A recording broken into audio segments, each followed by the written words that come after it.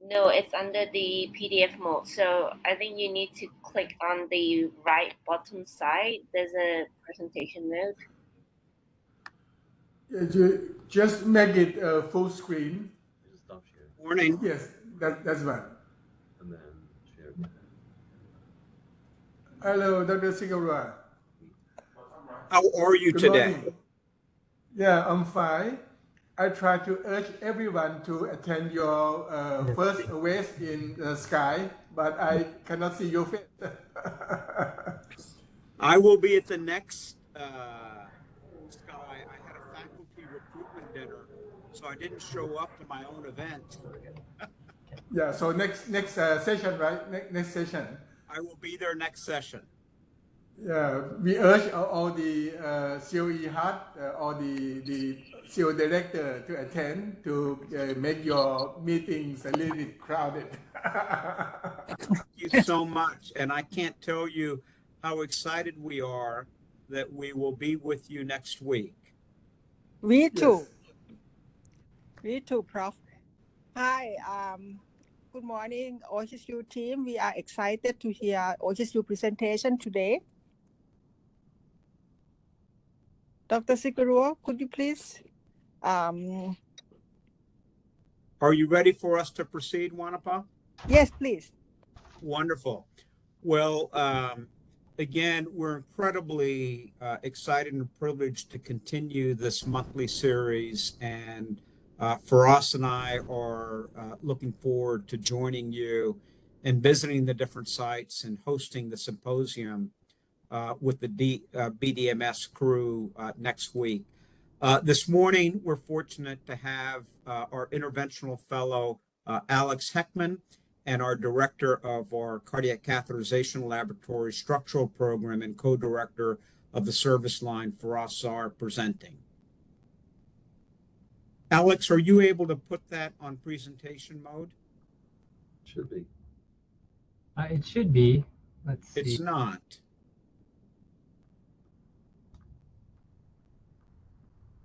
Let's try again.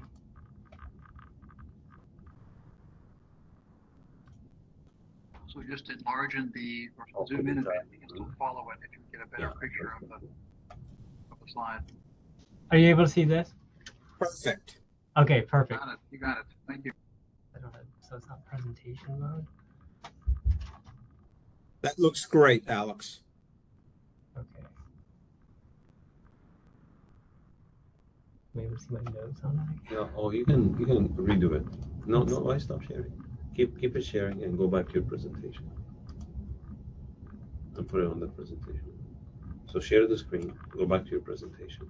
So here. The PowerPoint, yeah. Yep. And then play. Oh, okay.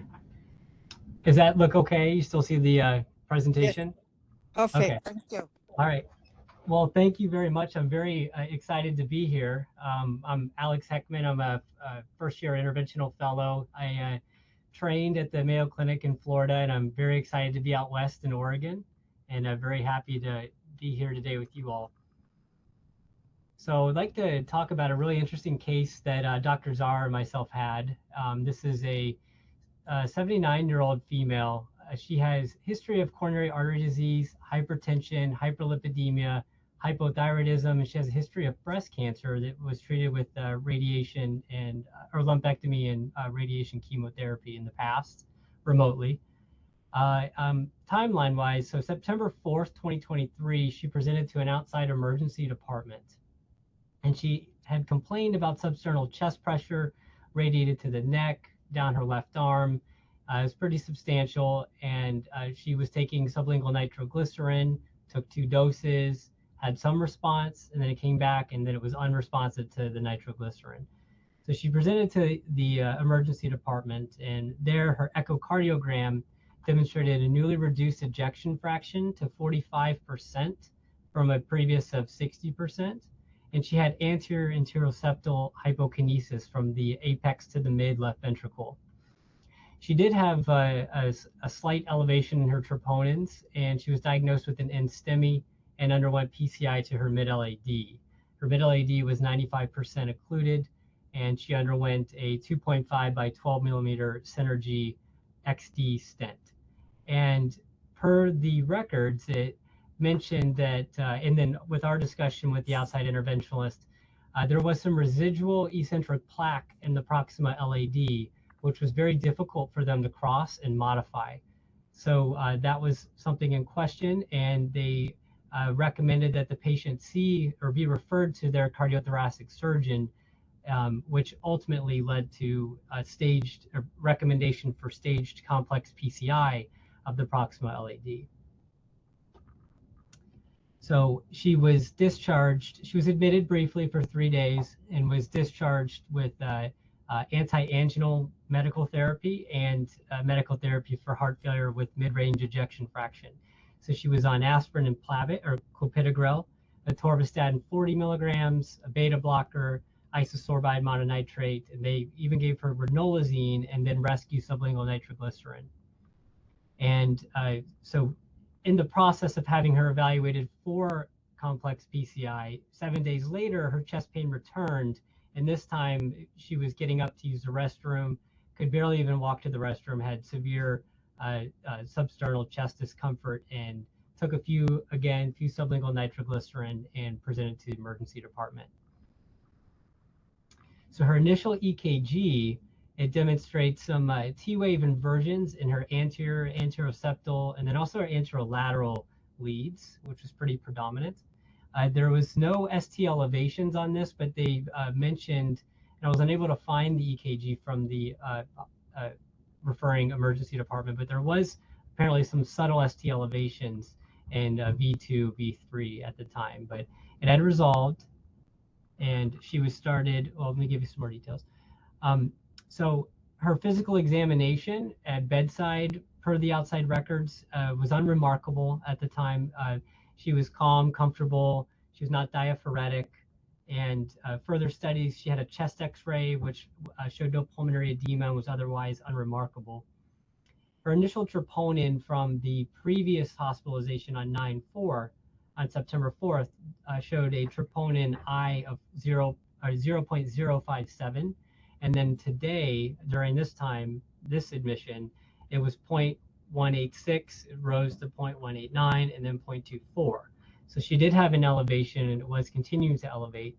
And her chest pain had actually resolved with IV nitroglycerin. So with this result, they started her on heparin infusion, IV nitroglycerin, and then they continued her aspirin and Plavix. And because of this knowledge of complex PCI, she was transferred to OHSU for coronary angiography in the setting of an NSTEMI. Otherwise, her labs were essentially unremarkable, and I have those listed here. So again, she was an urgent transfer to OHSU for same-day coronary angiography for NSTEMI. So here are her initial images. So we can see that there are some luminal irregularities in the right coronary artery, but it was, in this image, otherwise unremarkable.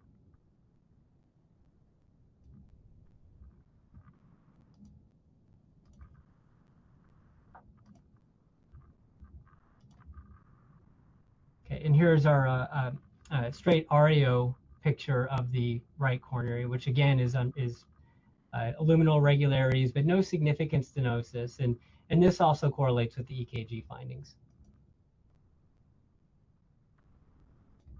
So now we start off with our areocaudal view, and we don't recognize any significant disease in the circumflex or that OM and obtuse marginal and second obtuse marginal artery.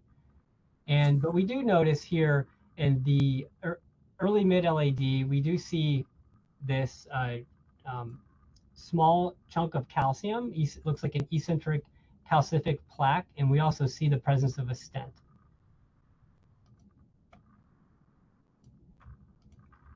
And I highlight this view because we do see even more of eccentric calcification. It almost looks like a nodular piece of calcification. And then we also see some underextended stent in the mid-LAD. So based on our findings, we have two primary issues. This shows it really well in this view, Alex. Yes. So in this view, I'd like to highlight there's two separate issues here, and one of them is in lesion number 1, or the part of the lesion. Let me just continue to replay this. There is this eccentric / nodular calcified plaque that's noted just distal to this small tortuous vessel here in the LAD. And this was also described, and this was the issue that they ran into at the outside facility. And also at lesion segment number 2, you do see focal stent under expansion. We think this is most likely due to inadequate plaque modification in the mid-LAD. And this was exactly what the outside cardiology group encountered.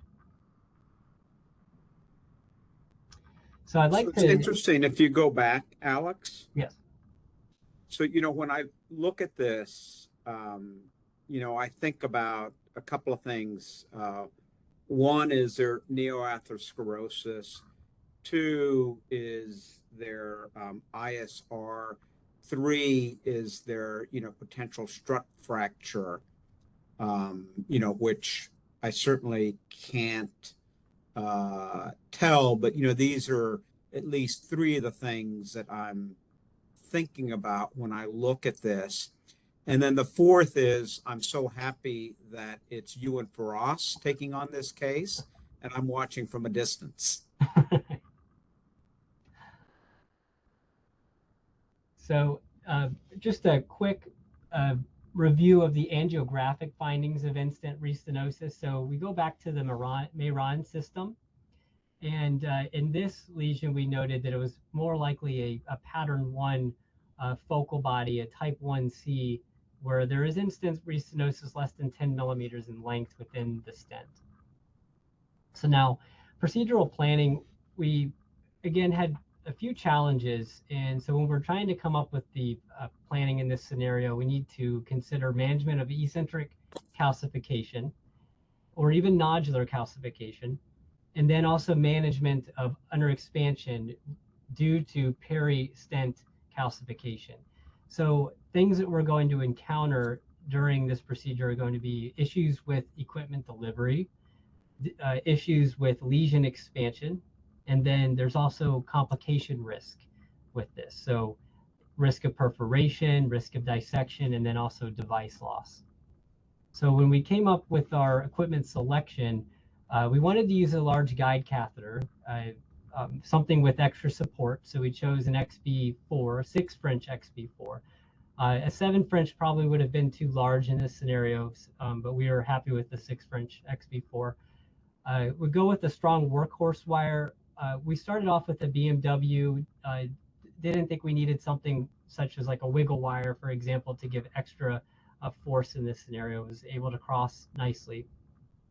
So used a BMW wire, and then also we would use non-compliant balloons and then a guide liner to help facilitate delivery of the balloons and also the stent.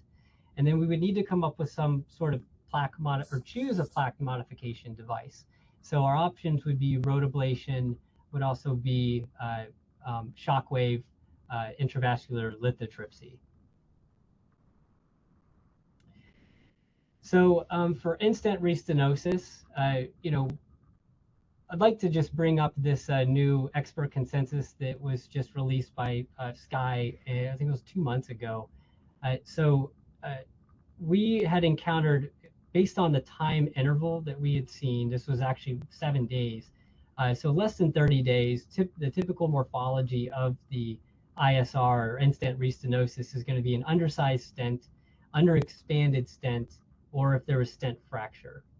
So how do we treat that? So stent under expansion, you want to start off with pre-dilatation. You can use non-compliant balloons and then also cutting or scoring balloons. If pre-dilatation is unsuccessful with a compliant or a non-compliant balloon, then the next step would be to do very high pressure balloon, or consider laser or lithotripsy or rotational atherectomy. So based on our image, we noted that there was some significant tortuosity leading into that focal calcified plaque or eccentric plaque. So we decided against going against rotational atherectomy in favor of the shockwave lithotripsy. So I just kind of wanted to touch on shockwave lithotripsy. It's a big game changer, and we use it a lot for plaque modification, especially in heavily calcified stents. And there's other applications that are obviously not currently FDA approved that it's been used for as well. But so basically, the mechanism of action of the shockwave, you can use different balloon sizes, starting with the 2.0, 2.5, 3.0, 3.5, and 4.0 by 12 balloons, and it's also compatible in it's compatible in as small as 5 French catheters. So basically, what it does is you're able to cross the lesion, emit a circumferential electrical charge, and it essentially just delivers up to 50 atmospheres of shock waves, acoustic shock waves, that create fractures within the intima and medial segments of the calcium.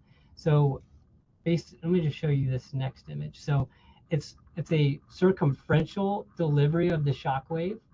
So you're going to get this nice circumferential stent expansion, and you're also able to use a low atmosphere balloon here. So you don't have, while you're doing this, you don't have to use 20, 25 atmospheres to expand to crack the calcium. You can go as low as 4 and up to 8 atmospheres to deliver an extreme amount of pressure for modification. And as I said, it delivers up to 50 atmospheres. So it's very effective. And I chose this image because this is the shock wave in the setting of an eccentric plaque.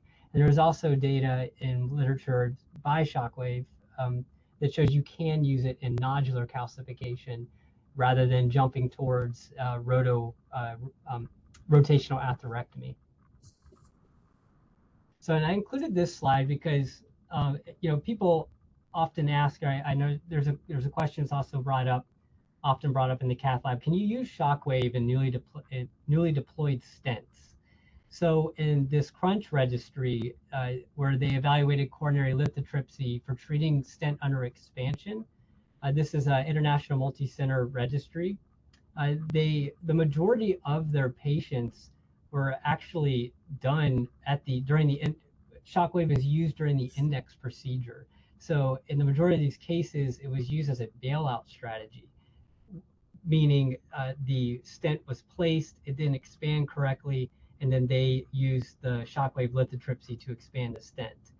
That's not really what we were doing in this scenario, but it did show that of the 70 patients that were involved, there was no complications or major adverse cardiac or cardiovascular events that were related to the shockwave lithotripsy. So back to our case. So here we are. They sent a balance or a BMW wire down to the distal segment of the LAD.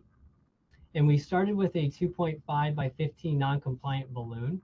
And we used that for stent sizing, but also for pre-dilatation.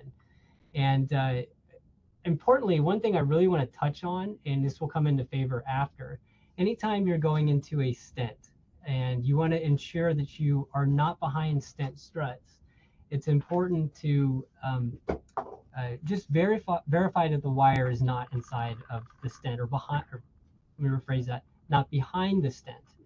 So there's ways to do that. There's different techniques. One of them, you can prolapse the wire prior to the stent and send it down into the distal coronary, or one of the two, you can use a tester balloon. So we actually sent this, and this picture does not really depict that appropriately, but you're able to send this. We sent this balloon downstream beyond the stent, and it verified that it was not within the stent itself.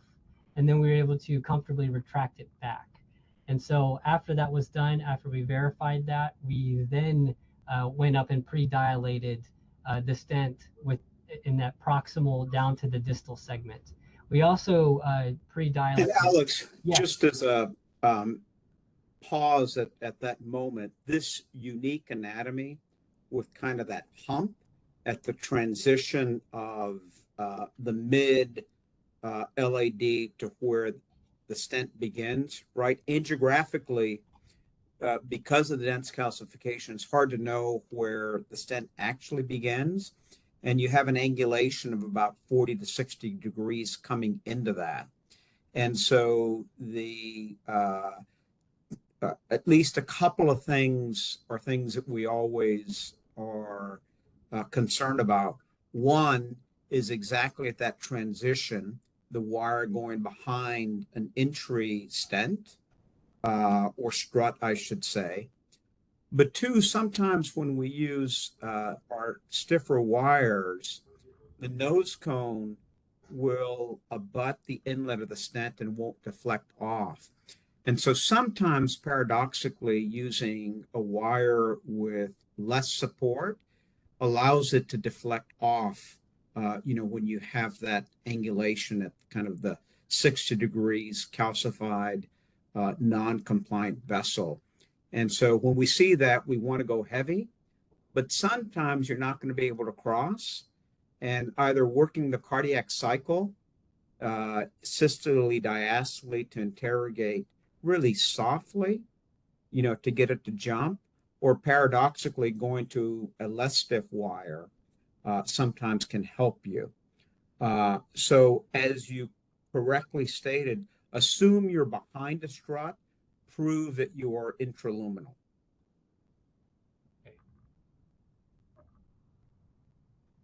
Do you use a stent boost to clarify the position of the stent and the calcium nodule?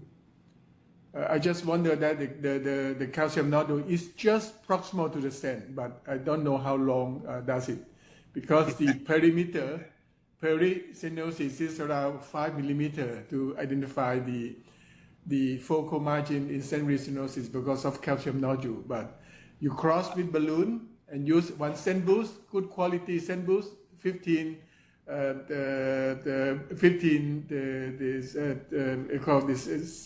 centimeters per second for fluoroscopy. It should identify better.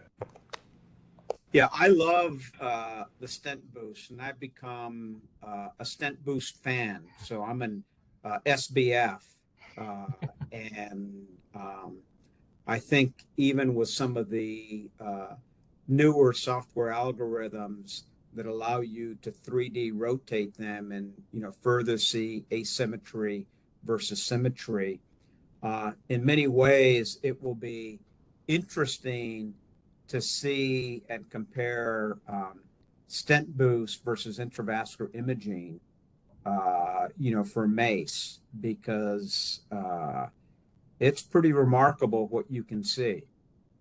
And at times what you see is not flattering. Right.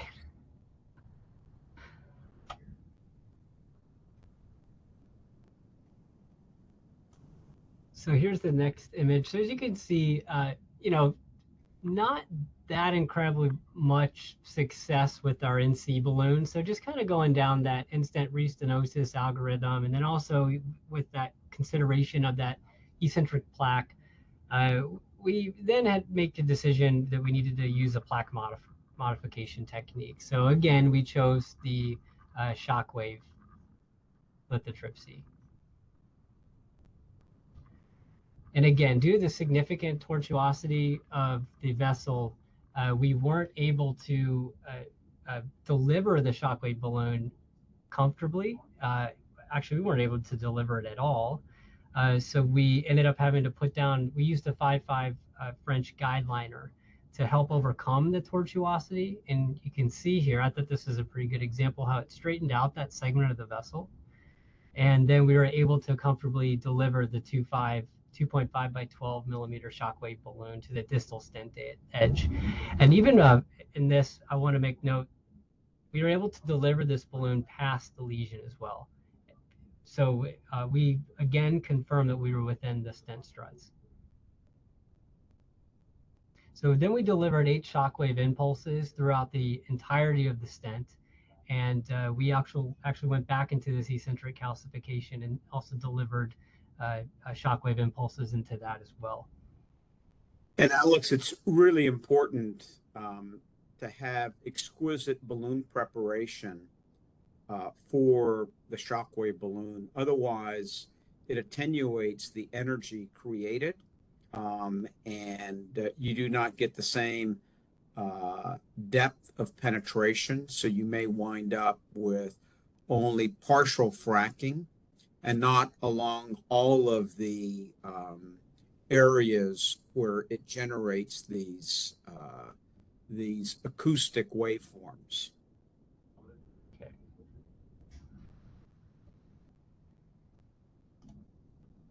So after we had delivered some of these impulses, we were on our way to remove the balloon, and we noticed that there was this change in the stent morphologies. It's kind of hard to tell here, but we wanted to take a further look. And by the change, I mean in this distal segment of the stent. So then we used our stent boost function.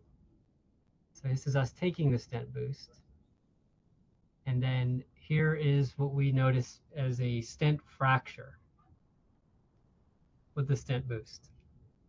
So we notice that you can clearly see that this middle portion or proximal portion of the stent was still in place. And then also this distal segment still within the wire was now dislodged and fractured off of its the original stent. So at this time, the patient was completely. Has anybody in Thailand, have you had this experience in treating an ISR with any of the techniques that you use? Yes, we also have this kind of lesion. I'll show you during the also BDMS meeting on next November 8th, the stent fracture. And for me, I will start with the intravascular imaging in nearly all ISR cases, except if the severity is too severe, too narrow, that you cannot pass altogether down. And you need pre-dilatation, but this is quite very good for the demonstration of the stent fracture. And this, I may mention that it is a longitudinal stent fracture. It's quite rare, but because of calcification. And when you pass guide liner to the angulation, you have to observe any dissection of your guide liner through the passage from the left main to the LAD. That is now necessary. It is necessary to do intravascular imaging after you treat this stent fracture in stent restenosis. Yeah, I mean this particular image and complete separation, and then the distal stent kind of by the marker of the balloon also has a really unusual compression associated with it around it. So I've not seen this phenotype of stent separation / fracture with that distal segment phenotype before. And so when Alex and Faraz showed me this the next day, I said, this will be our next case presentation because I've never seen this before. So now that we've encountered this, what is our plan? So our patient during this process on the table was completely stable. There was no issues at the time, had normal pressure, no ST changes. So we, had a few moments to kind of sit back and think. And our plan was to essentially deliver a wire and inflate the balloon, crush the stent. So on this right side, inflate the balloon, crush the stent, advance the new stent, deploy the new stent to cover the crushed stent. So that was our game plan. So we delivered a 2.5, let me go back, a 2.5 by 12 compliant balloon we delivered that down and used that to tack the free fractured stent up against the intima, and that was successful. We were able to crush the stent, and also came back and with a 2.5 non-compliant balloon and completed our pre-dilatation of the stent after the shock wave. So everything was calm and comfortable. We were able to complete the procedure, and then here's just more image of us pre-dilating the stent, just additional modification with the NC balloon. And at this point, we felt that the eccentric calcified plaque was appropriately modified. The calcium surrounding the stent had expanded appropriately, and the stent fracture was appropriately crushed. So we chose to use a 3.0 by 38 millimeter Resolute Onyx drug-eluting stent that was deployed from the proximal to middle AD over the in-stent restenosis, over the eccentric calcium, and over the fractured stent. So after that, we post-dilated with a 3.0 by 15 non-compliant balloon, did serial inflations up to a maximum of 16 atmospheres, and the post-angiography demonstrated 0% residual restenosis, or 0% stenosis, and then we had TIMI 3 flow distally. So I'll show you that in a second. But here's just more of a close-up of the stent itself in our stent boost mode. And then this is us overlapping the stents. And this small crush segment here, and then the former fractured. So we have this nice result. I'll show you the angiogram.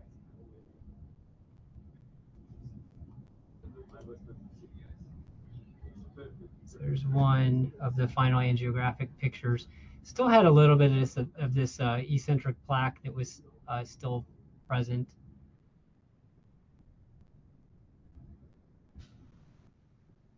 But the plaque seems to be displaced superiorly in that. Yes.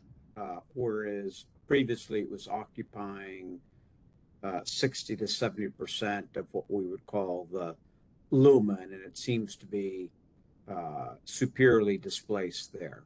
Right.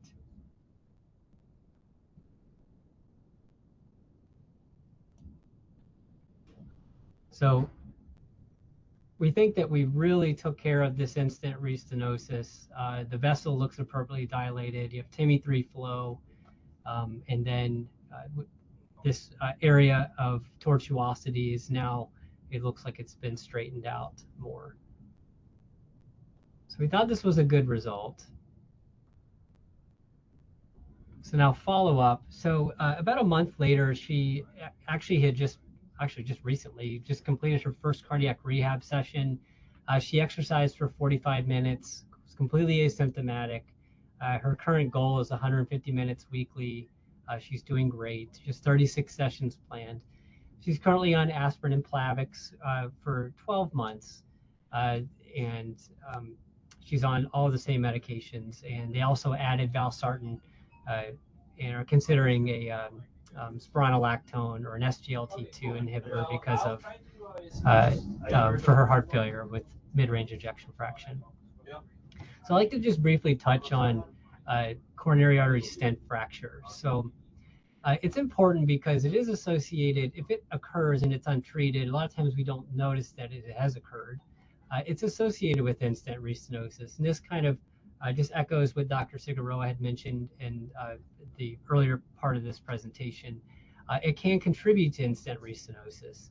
And then it's also an issue and causes a repeat target lesion revascularization. So it needs to be treated again. There's also a risk of stent thrombosis. Now, in terms of stent fracture as a result of shock wave, I did a pretty extensive literature search. I didn't see any reported cases. And also one of the other fellows looked into it as well. And so this, I think we should probably write this up as a case presentation or a case report. So management, there's no consensus on the treatment of stent fracture, but typically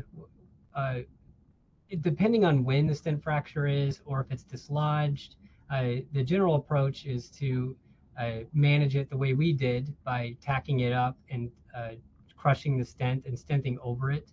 If you have a stent fracture where the stent is displaced, you could also do that. But there's also techniques such as you could try a snare technique to try to snare the fractured stent out.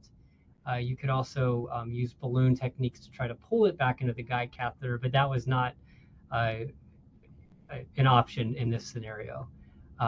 So treating these patients, you want to continue antiplatelet therapy versus PCI as we did. So, and also in scenarios where PCI is favored, if the patients have in-stent restenosis that's associated with stent fracture, greater than 70%, you should tack it up and stent it. If there's ischemic symptoms, a patient has in-stent restenosis with the fractured stent, and it's about 50 to 70% of restenosis, and they have a positive stress test, PCI is favored. So learning points with this case, I really want to hammer home the importance of plaque modification before placing the initial stent. So really patience is key. Going in, trying to modify it with lithotripsy from the get-go, or balloon dilatation followed by lithotripsy is extremely important before a stent is placed. And I think the initial goal from the referring interventionalist was to place the stent and then expand the proximal segment, but it looks like, and then deliver a stent, but it looks like that was an issue at the time. Also, stent fracture related to shockwave lithotripsy, I've listed it as rare here, but again, I didn't find any direct case reports on stent fracture in the setting of shockwave lithotripsy. And also that Crunch registry mentioned, it was a very small registry, it was only 70 patients, but they had no issues or complications with stent fracture in those 70 patients. And then also, do you think,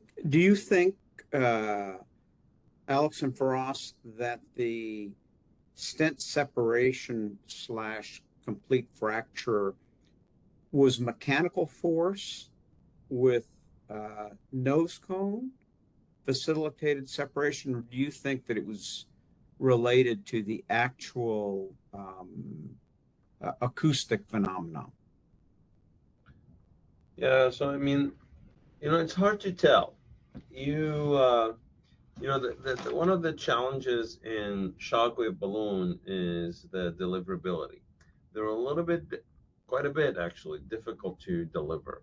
And there are multiple maneuvers that, someone can use to help delivering, including shaping the balloon and stiffening the wire, putting a body wire.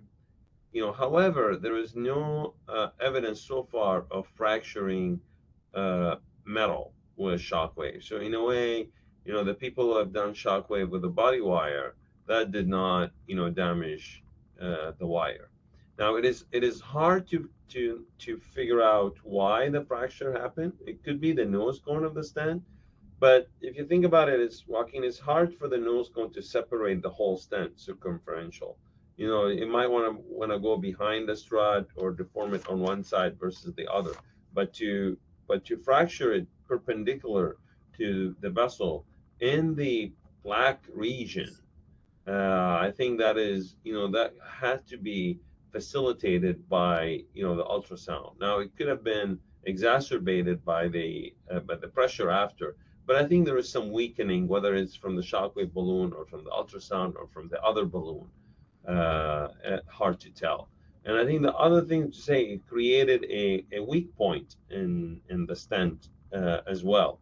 So it is plausible that it is from the mechanical push of the balloon. Now, what Alex also said is, we came to this case prepared. That's just the advantage that we had. We put a big guide, XB4. We went with the guide liner. I mean, we were prepared for a difficult, delivery. But it's hard to know which factor contributed the most to the stent fracture. Actually, I love your 3 lines of learning points. especially the third one, management of acute stent fracture, because actually we don't know, is this a chronic stent fracture or acute stent fracture? It depends on the operator tactile feeling. But stent boost can tell you exactly from the beginning before you put something else. We don't have lithotripsy catheter, but we do have guideliner. And in my case, a lot of stent fracture is because we push guideliner down inside into the stent for the second stent implantation, or from the guiding catheter at the osteo, something like osteo left main or osteo LED. And when guiding catheter was deep seated and it fractured the cross-sectional stent edge, that we saw quite very, very common, then we identify as acute stent fracture from whatever we did, from the procedure that we perform. So that is my conclusion. But I love your learning point. It's very, very educational. Yeah, I think I think you're absolutely right. It's this is why we try not to get the guideliner inside the stent, just for that, for that specific reason. And also we try not to get the guideliner without a balloon, supporting it. We always try to float the guideliner led by a balloon. I think one of the biggest value of this case is how to manage, the stent's fracture once it's recognized. The difficulty comes if you don't recognize it, and then you have to deal with it down the road. But I think you're right. Stent boost. We showed, Alex showed the beautiful picture of stent boost.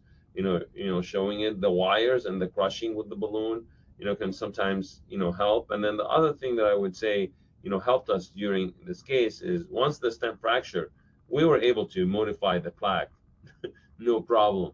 So so the learning point number one is extremely important, because there's nothing complicates plaque modification more than a plaque behind the stent.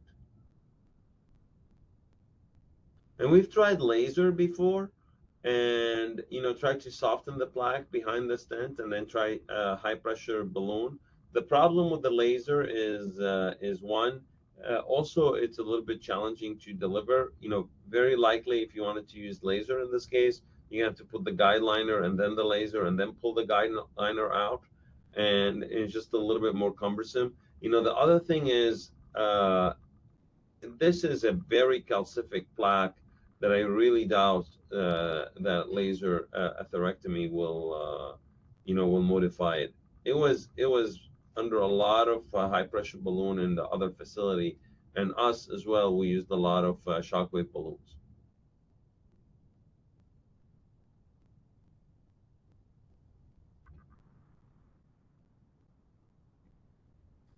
Yeah, I think this is a remarkable case that, as you state, illustrates great learning points. One, lesion preparation before stent deployment, so that one doesn't have stent regret.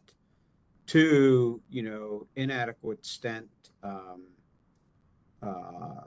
plaque modification that sets up the patient at risk for ISR. And three, the challenges of advancing hardware across angulated, heavily calcified, non-compliant vessels, with severe consequent disease. And, I think that today, with the equipment that we have, I'm loath to go above 18 to 20 atmospheres in these lesions. And I have low thresholds to bring in tools to modify the plaque in an effort to lower the risk of coronary perforations. It's interesting when you look at risks of perforation, and it was one of the concerns about applying the shock wave to non-concentric lesions, right? Because it actually emits in a circumferential way. But it actually has an incredibly low risk for perforation. And the risk of perforation is lowest for this, then rotational atherectomy, then laser, then Diamondback. I mean, Diamondback has rates of perforation that exceed 1.5 to 2.5%. In some series, it's literally 2.5 to 3%. But the perf rates are low for this device. The other thing is, this was an easy lesion to rotablate up front. It would have made our life a lot easier. And actually, there are some cases where we've rotablated after, but rotablating inside a stent never feels good. Unless it has a lot of intimal hyperplasia, but in the absence of that, it definitely doesn't feel good.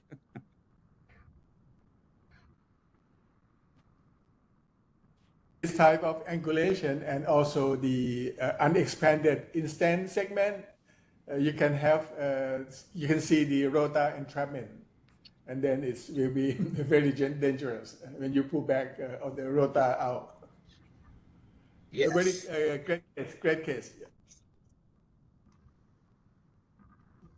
Standing case. Really appreciate the two of you sharing that with us. Yeah, our pleasure. It was a lot longer than presenting it. Doing it was a lot longer than presenting it. Yes, it definitely was much longer. Any questions or comments from other team members who are listening in this evening or this morning from your perspective? Any side have any question on this interesting case from OHSU? อาจารย์บุญสม any question from you ไหมคะ? No question. Is excellent case. Thank you. I have one last question, and what is your approach for us in the series of separated stents like this that you've treated, in how you wire these vessels, beyond this debris that is in your way? Any tips or tricks on that to make sure that the wire's not going through a stent strut at that point with these quote unquote, I mean, it's not embolized, but it's hanging in the breeze? Yeah, so we talked about this during the case. So one of the things that we've done is we like to, if the wire is J, we take the J and advance it. And then if we wire, one thing we do is we use a tester balloon. We take a balloon and we advance it. We advance a 2.5 compliant balloon and see how that goes. If it goes smooth, then we know that we're in the true lumen. And if it gets stuck, then we know that we might be behind the strut. So we find a tester balloon, even if you don't inflate it, extremely helpful in telling you if you're behind the strut or not. Yeah, please proceed. Yeah, I personally use the micro catheter and then use the J-tip Y and make a loop. It's just not a big loop, but just a medium loop, and try to penetrate all this large stent to make sure. And I pass the microcatheter slowly, as you mentioned. You pass balloon, but balloon is on model rail, so it may get some friction. But for microcatheter, it's like over the Y, and then you just slowly push. And for me, in stent restenosis, we set up myself. We try to do imaging in nearly every case, at least 95% OCT.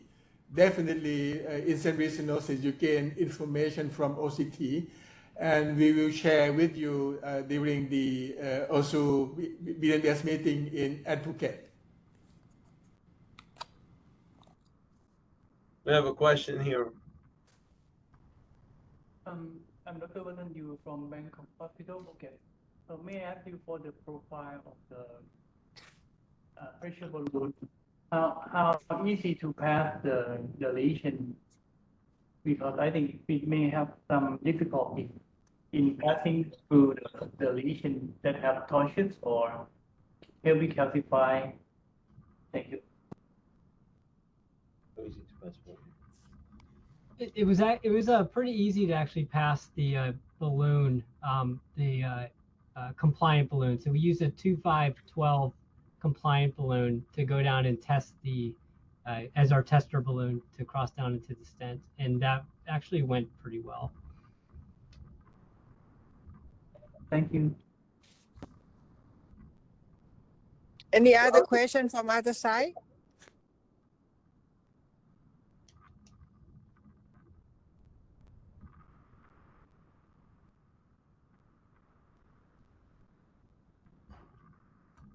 Ajahn Namrat, any more question from your as a chief? I have no other comment, but this is a great case. And we do hope that we will have the lithotripsy in our shelf one day. And we will learn a lot more from OHSU for the training, for the tips and tricks or whatever, because it is a new device for us. And we need a lot of learning curve. I wish that we can learn a lot more. Thank you. We'll be happy to share it. The crossing profile for the shockwave ranges from 0.044 to 0.047 inches. And in addition to the greater profile, it's far less flexible because of the transmitters along the course of the balloon. So the nose cone is slightly flexible, but the balloon itself is pretty stiff because of that backbone.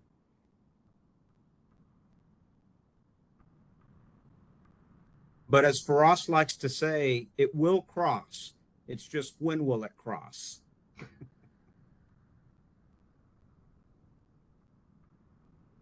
Thank you, OHSU, Dr. Heckman and Dr. Firas, very much for excellent case today. We will see Dr. Firas and Dr. Sikarua next week. So exciting. Thank you.